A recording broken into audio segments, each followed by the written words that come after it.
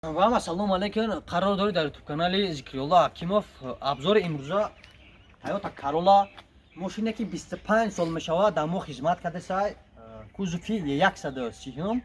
сборкаи Дубай. ҳаракат мекунем ки ҳамаи маълумотҳои мошина битонтона. пеша гуфтам меонам хай канам парабнешкаш кор дора мошин чиқаде гуфтам 25 сол жага мошин хизмат кардесай. Хай как да фаро я бешин и фарш кам тарак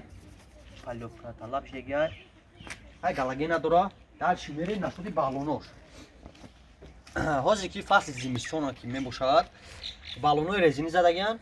4 гайкага дискои размери 14 тормозои пеш суперай. То медонем ки Toyota нашод ями слишком мақсад экономикина обычный ями кемиёшам суперош опорный дискаш мақсад перфорация надорад.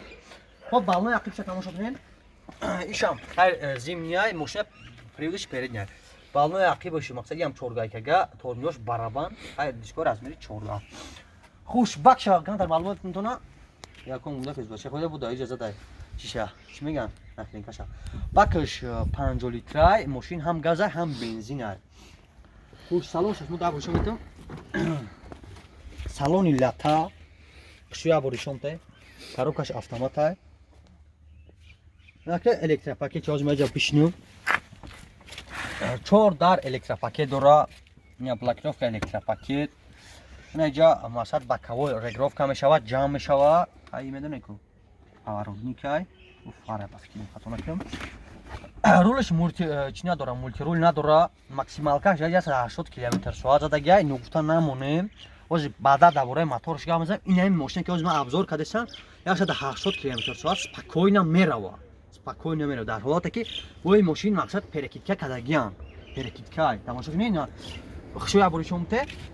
тамошо кунед мисол коробка ин тарафа обычно любой машина автомат чиз исм мешавад лекин дар ин тарафа бачки перекидка ай не я бо я мишомте не блокировка чи мишомте и блокировка хато накунем блокировка коробка анака дальше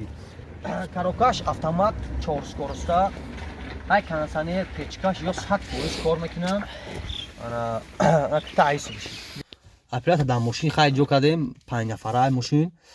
ана однозонный климат контроль дора нашоти печкаш мошин нишҷа кор мекуна ами асоби навози зимистона слишком хушрӯ печкаш кор мекуна ай кондиционер дора монитори сенсорни тахометр 8000 баро дошта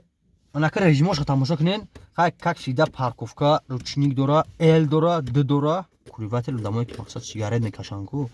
чиста бароям анака не ба возухабоникоша бинен 4 تا خیلی اینجا برداشت مقصد یگون چی میمونه این طرف دماسته این ترپیده‌اش خیلی این نمیدونم مبله یا که پلاستماسه اوشیگا هنگی پلاستماس بریم تو مبلنش خیلی یوش مبله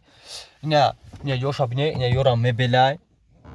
خب دالچی گاب میزنیم قسمتی عقبی ماشین جای پاساژیر در میشتیم با دالچی ویدیو را نشون میدم قسمتی عقبی ماشین داشتیم انا خوش яким ваш мода мақсад нишон метавонам ки на самом деле машин комфорт меояд ин аст не пачтакани кайхи мақсад ба ҳазур метавоне ки ранги чиста чия ку CLS банан 63 ва M5 KS айма даг боша хишру мақсад қисмати ақибаш дунафари ай ҳам KS ҳам CLS шумо метавоне ки ҳамкони машин харе ба хитуно мақсад KS ёки CLS представить дальше мирим ана ай чи зеню лата ҳай неҷо ама чай мебел неҷа динамикошай хуш бо як чи дигар нишон метам мақсад қисмати ақибаш чи надора кондиционер печка надора мақсад биё печарак нишон мешомте баъд бо дальше мерем яй мақсад ҷои чи куривател мегум сигарет мекаш мепарде ба дальше ҳаракат мекунем ки ман гуфтам ку ҳама чи шумо метам не шабоша не хай мегам ба забони тоҷики ҷайб меган ё ки киса меган не чие замо кайра мекини дига дар вақти мо ба пешавуи намаша ҳаракат кунем ки бо обра начахнем анака единственный чизи муҳим барои ами любителои Toyota и ами капотам дар сараф медора яҳданатон капотам чхели моторай хито медоне ки а як се сар мешава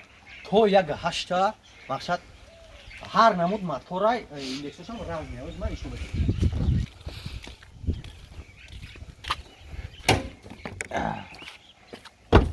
خوش تماشا کنید.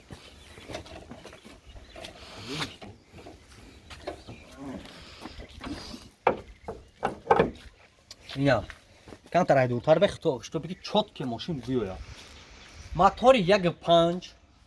یک انرژی افیه یعنی که 1.5 لیتر 109 قوه اسب داره 141 کورکشی مامین ماشین 4 سیلندره آخه ماشین نگویم موتور 4 سیلندره 16 کلپانه است یعنی که سر هر یک نمی سیلندر 4 کلپان توری میگیره هست کو میگم مقصد ابیومونیا یا که پرستوی کو انا مو مقصد نظر دارم کانتر کامera روز خب اپراتور البته انا اخی صد فوشی مقصد این بگم که ابیومونیا شاید اخی کده سن ابیوم نمیاد کدر خیلیوم ماکسیمال اسکورس چه گفتم بود در چی سالن داشت یک بدیم 180 190 کیلومتر ساعت میره باید موتور دینامیکاش اینه که رازگونش 11.5 و 12.5 سکند مثلا اینجا وابسته با ساستایانی موتور وابسته با مقصد بنزین هر چی وابسته با نمیشه بالون هم میکنه بالون مقصد خشوت سپلیت نکنه در راه مقصد سپلی میخواد شب بتونه که مقصد ایرودینامیکش کمتر باشه خب هیچ خیلی نیست شماش کنیم با اون یاسونکا احمد یاسونکا میگم چی ماشین پریودش پرد میاد بسیاری آدمای خدمت دائمی در فصل زمستون تو قدر بالونای پیش بالونای رزینی میزنن عموما مقصد بالونای اخبار ندمیتن اپرات پیشرک دیو این کنجابه نکنه مقصد ابیش آدمای خدمت تو قدر بالونای پیش میزنن مقصد عموما اخبار من نمیگم که اینا باشون توسعه حرکت کنین که هر طوری بالون دابزنه مقصد که برای به خطری خطون انا کوزی مقصد چی شد یا برو وقت لپشن شما میتونم گرچند که تایوتا مقصد موتورشون چقدر تیخی کار میکنه که حرکت میکنه ماکسیمال ابروت خوش پیش از زودی کردن مقصد یا برو کاری شما میتونم نه بو میخلی جام شوا دی کلی خش کنه که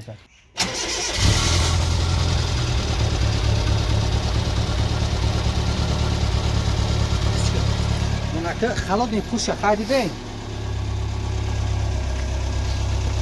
قریمه قدیم یک 5 خیلی میخوام شب ما فکر میکنم یک 5 دست مقصد نرمال نه با کلی تو وجد سه بار گاز میتونم چون باشه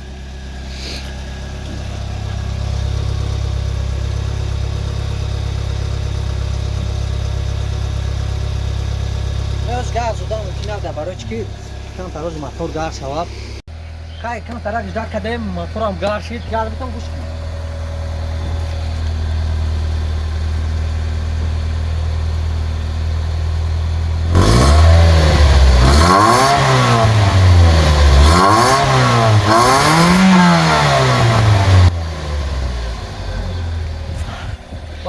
که یک 5 کاتی توری میگیره این